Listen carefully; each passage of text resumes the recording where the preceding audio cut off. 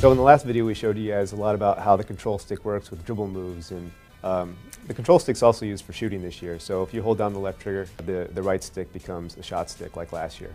There's an option to flip that, but we really encourage all you guys just to try out the control stick the way that it's set up default in the game right now. Once you master it, it really is just a way better way to play the game. On offense, when you're getting crowded, you can push the control stick away from the defender if you wanted to protect that ball. Same thing Kobe would do in real life.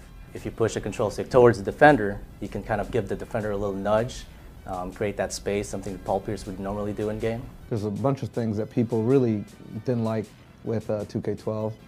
Speed was one thing. Bigger defenders guarding smaller guys really come through now, so that you definitely feel like, hey, I can break this dude down or break this defender down because I have a mismatch here. Guys move properly in the right speed, and you know, the big guys are slower, like they can't launch as fast to a lateral slide as a smaller, quicker guard. Change the mechanics around. When the dribbler changed its mechanics, we changed the mechanics in the post a little bit too to kind of mimic it. And we feel like we got a lot more balance in the low post moves. So this year we kind of went back to the drawing board again, used the new dynamic shot generation technology, and retooled our physics engine to make sure that when you go up and you get hit, you see the proper collision between the offensive guy and the defensive guy.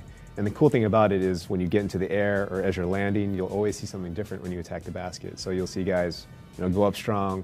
You might get clobbered by a blocker, come down, wipe out. You'll see a lot more contact dunks, a lot more falls, a lot more cool stuff, you know, in the air. You know, if it's a really hard hit, he'll grab his head like, oh, he's hurt, or he'll grab his limb. He might get, you know, he'll be out of the play for a little bit.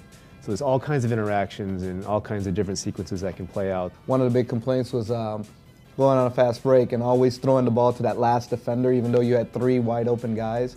And so we figured out a bunch of ways of getting bounce passes into the game. You guys are really going to enjoy the game this year. 2K13 is our best game yet. Mates with the Gasol. Oh! Call it hang time and bang time.